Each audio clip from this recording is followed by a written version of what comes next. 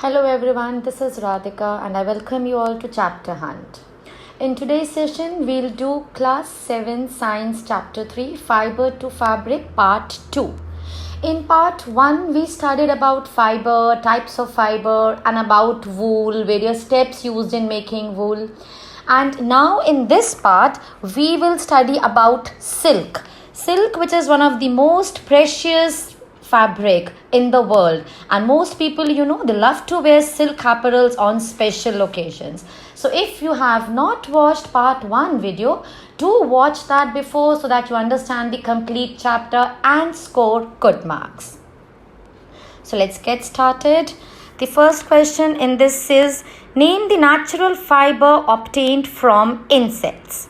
Now, silk is a natural fiber which is obtained from an insect called silk moth.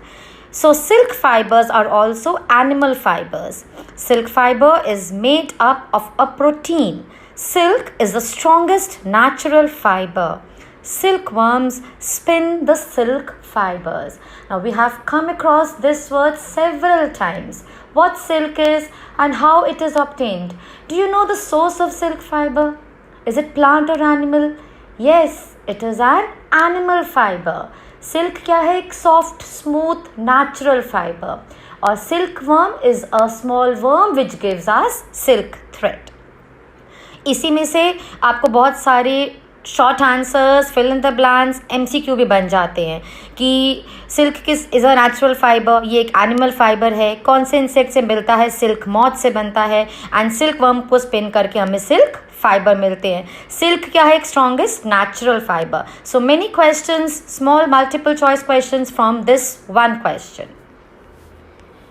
Okay, coming to our next one. What is sericulture? Sericulture means silk farming. The rearing of silkworms for obtaining silk is called sericulture. Now, sericulture is a very old occupation in India. Sericulture का क्या मतलब हुआ? Sericulture मतलब silk worms को पालना, उनकी देखभाल करना ताकि हमें उनसे सिल्क मिल सके, और इसी प्रोसेस को हम बोलते हैं सिल्क फार्मिंग या सेरिकल्चर. और इसमें एक और चीज़ आपको पता होनी चाहिए कि सबसे ज़्यादा सिल्क प्रोडक्शन कहाँ पे होता है? China. That means China leads the world in silk production. और सेकेंड नंबर पे इंडिया आता है. और इंडिया में कौन कौन सी जगहों में होता है? कर्नाटका, आंध्र प्रदेश, तमिलनाडु, वेस्ट बंगाल, जम्मू एंड कश्मीर, इन सभी जगहों में सिल्क की प्रोडक्शन होती है. Okay, now a very important question. Explain the life history of silk moth. The female silk moth lays eggs from which larvae are hatched, which are called caterpillars or silkworm. The silkworms feed on the leaves of mulberry tree and grow bigger in size. They gradually enter the next stage of its life history called pupa. The pupa first weaves a net to hold itself. Then it swings its head in the shape of an 8. As it swings its head, fiber is secreted. This fiber is made of protein, and as it comes in contact with air, it hardens and becomes silk fibers. Soon the caterpillar completely covers itself by silk fibers and turn into pupa. This covering is known as cocoon. The further development of the pupa into the moth continues inside the cocoon. अब इसको समझते हैं आराम से. क्या बताया हमने कि मलबरी कौन सा पेड़ होता है? शहतूत का पेड़. इस पे क्या होता है? फीमेल सिल्क मॉथ इस मलबरी के पेड़ पर एग्स ले करती है, थाउजेंड्स ऑफ एग्स ले करती है इस पे. अब ये पहली स्टेज हो जाती है आपकी. ये कौन सी स्टेज हो गई? इसकी एग स्टेज हो गई. अब ये नेक्स्ट स्टेज क्या बनती है? ये जो एग्स हैच होके बन जाते हैं लार्वा एक, लार्वे प्लूरल. अब लार्वे क्या है? ये एक वर्म लाइक स्ट्रक्चर्स हैं. और ये क्या किस पे फीड करते हैं? They grow by feeding themselves on this mulberry leaves. तो ये लार्वे क्या हो गई? इसकी सेकेंड स्टेज हो गई. इसको हम कैटरपिलर भी बोलते हैं, वी कॉल देम कैटरपिलर और सिल्क वर्म्स। अब जब ये सिल्क वर्म अपनी नेक्स्ट स्टेज प्यूपा में आता है तो वो अपने आसपास क्या कर लेता है, एक नेट बना लेता है। ये एक्चुअली इसकी एक रेस्टिंग फेज या इसको आप थर्ड स्टेज बोल सकते हो। उसके बाद ये क्या करता है, 8 की शेप में ये अपने हेड को स्विंग करता है। इसके हेड को ये स्विंग करने से इसमें से क्या निकलते हैं, सिल्क थ्रेड्स निकलते हैं और इस थ्रेड को वो 8 की शेप में बनाकर एक कुकून बना लेता है। जैसे कि आप एक ब्लैंकेट लेते हो रेस्ट करने के टाइम, रेस्टिंग स्टेज जैसे आप एक बना लेते हो, उसी तरह से ये एक कुकून बना लेता है। अब 2-3 दिनों में ये डेवलप होता है, करते करते ये एडल्ट सिल्क मॉथ इसमें से निकल जाता है। अगर और इस तरह से क्या हो जाता है, इसकी लाइफ साइकिल हमारी सिल्क मॉथ की कंप्लीट हो गई। Now if it is a female तो क्या होगा, फिर से एग ले करेगा और फिर से ये अपनी साइकिल दोबारा से स्टार्ट कर देगा और इसी तरह से ये आपका साइकिल चलता जाएगा। और अभी आपने इसमें क्या पढ़ा कि ये जो इसमें आपने कहा दिस फाइबर, ये जो फाइबर ये बनाता है ये प्रोटीन में रिच होता है। तो ये चीज़ें भी आपको पता होनी चाहिए कि ये भी आपके शॉर्ट क्वेश्चंस में आ जाते हैं, राइट। और बाकी जो है फर्दर जो डेवलपमेंट है इस प्यूपा का इस कुकून के अंदर ही होता है। Coming to our next question, silk yarn of different textures can be prepared. Define the statement, यहाँ हमसे बोलें how silk fibers of different textures are prepared. The silk yarn या जो thread है is obtained from cocoon of silk moth, ये आपने पढ़ लिया। Now there is a variety of silk moths which look different from each other. अलग अलग तरह के सिल्क मॉथ होंगे और अलग अलग तरह का सिल्क यार्न प्रोड्यूस होगा। सो दे यील्ड डिफरेंट, उसमें क्या होगा, अलग अलग टेक्सचर का होगा। कोई स्मूथ, कितना उसका स्मूथनेस में फ़र्क होगा, शाइनिंग में फ़र्क होगा। तो इसी बेसिस पे हमने क्या करा, we have named different varieties of silk, जैसे कि mulberry silk, tasar silk, muga silk, kosa silk, eri silk. These are obtained from cocoons spun by different types of moth. तो ये आपको नाम याद करने हैं अलग अलग टाइप्स ऑफ सिल्क के। अब इसमें से जो फेमस है, what is mulberry silk moth? The most common silk moth is mulberry silk moth. The silk fibre from the cocoon of this moth, इससे जो निकलता है ये बहुत सॉफ्ट, लस्ट्रस एंड इलास्टिक होता है और इसको आप किसी भी कलर में डाई कर सकते हो। It can be died in beautiful colours. So mulberry silk moth is the most common silk. Now, this question says explain the rearing of silkworm. अब ये rearing of silkworm होता कैसे है? A female silk moth lays hundreds of eggs at a time. The eggs are stored carefully on strips of cloth or paper and sold to silkworm farmers. ठीक है, female silk moth hundreds of eggs ले करती है एक ही time पे, इसको आप carefully store करते हो और बाद में इसको आप सिल्कवर्म फार्मर्स को हम बेच देते हैं। The farmers they keep eggs under hygienic conditions and under suitable conditions of temperature and humidity. इसको एक जितना सूटेबल टेम्परेचर चाहिए होता है उसमें इसको बहुत हाइजीनिकली साफ सफाई से रखा जाता है। The eggs are warmed to a suitable temperature for the larvae to hatch, ताकि एग्स में से लार्वा निकल कर आए, हैच हो जाए, इसीलिए एग्स को एक थोड़ा सा सूटेबल टेम्परेचर दिया जाता है।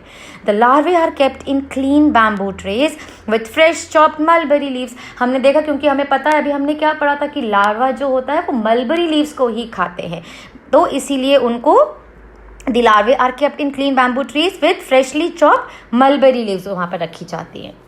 अब after 25 to 30 days caterpillars stop eating and they start to spin cocoons. The cocoons get attached with twigs placed in the trays.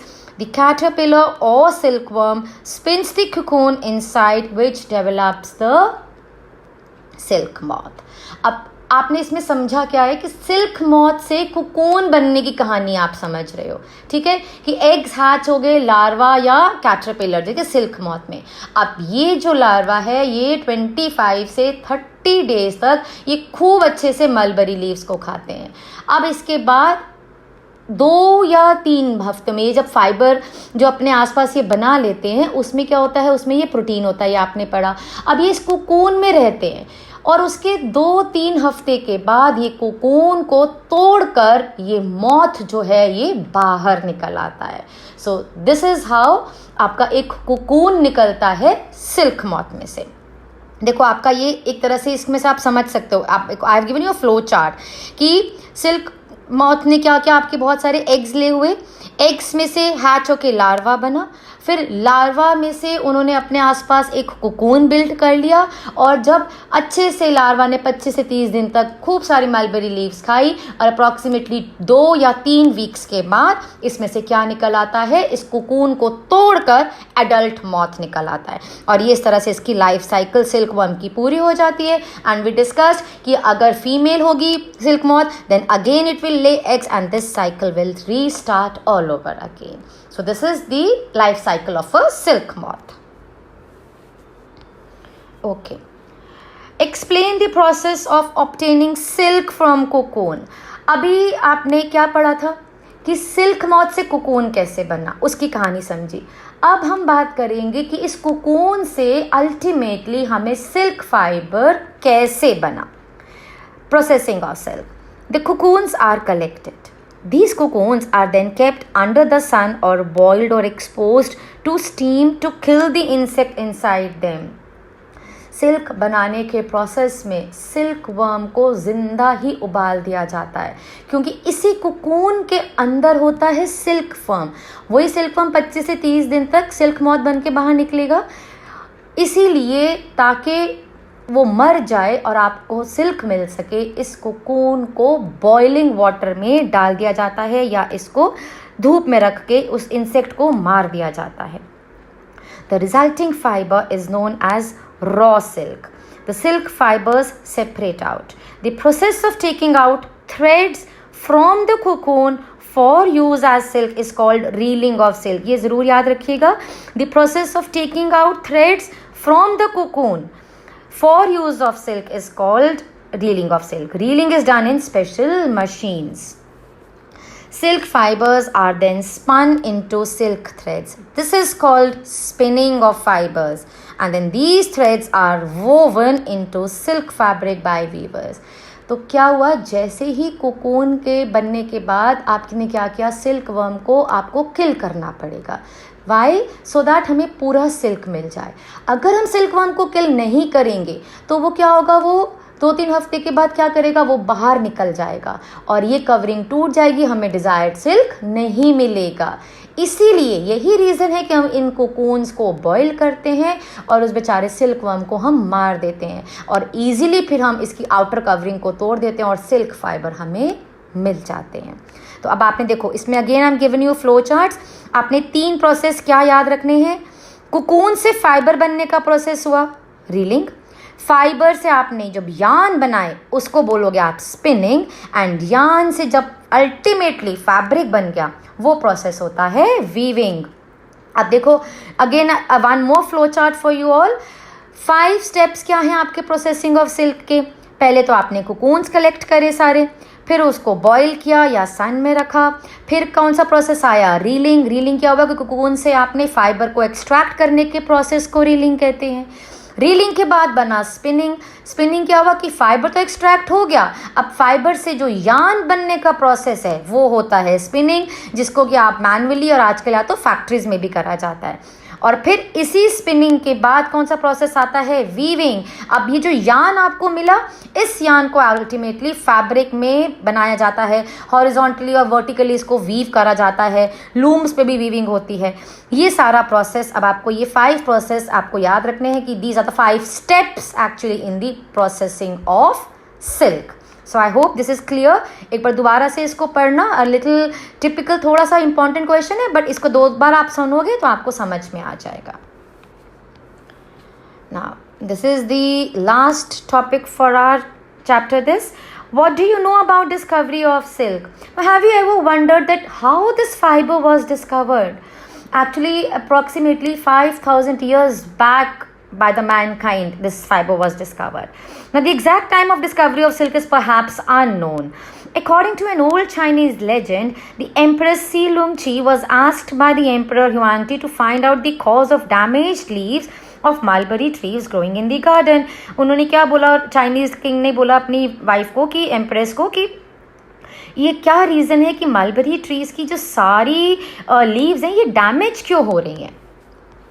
अब एम्प्रेस ने क्या किया, एम्प्रेस ने देखा, she found out that white worms eating up mulberry leaves. उसने क्या देखा कि कुछ वाइट वर्म्स है जो मलबरी लीव्स को खा रहे हैं.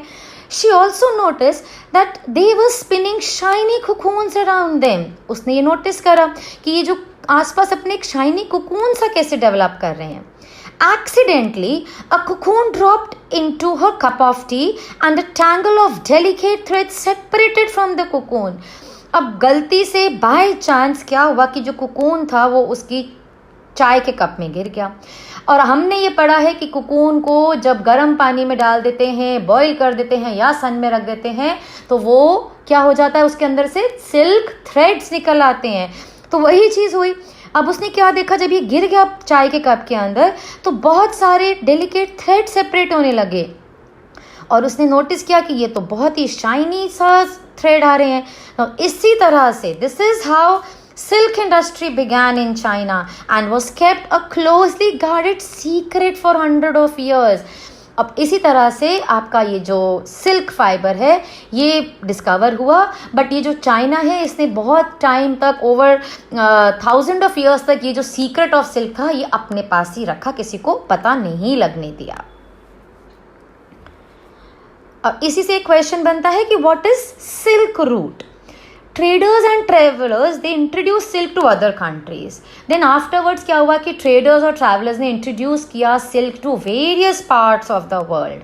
और इसी रूट को which they travel through still आज भी उसको क्या बोला जाता है, silk route. So ये जो silk route हुआ इन आपका कि जैसे travel कहाँ कहाँ से traders ने इसको अलग अलग countries में पहुँचाया, इसी रूट को हम बोलते हैं Silk Route. And India is the world's second largest producer and consumer of silk and its products. So, okay, with this we finish this chapter today. I hope आपको कुछ interesting इसमें लगा होगा. If you found the chapter interesting, please like and share it with your friends. Do subscribe to Chapter Hunt with many more such informative videos. I'll see you soon. Till then, take care, stay safe, bye-bye.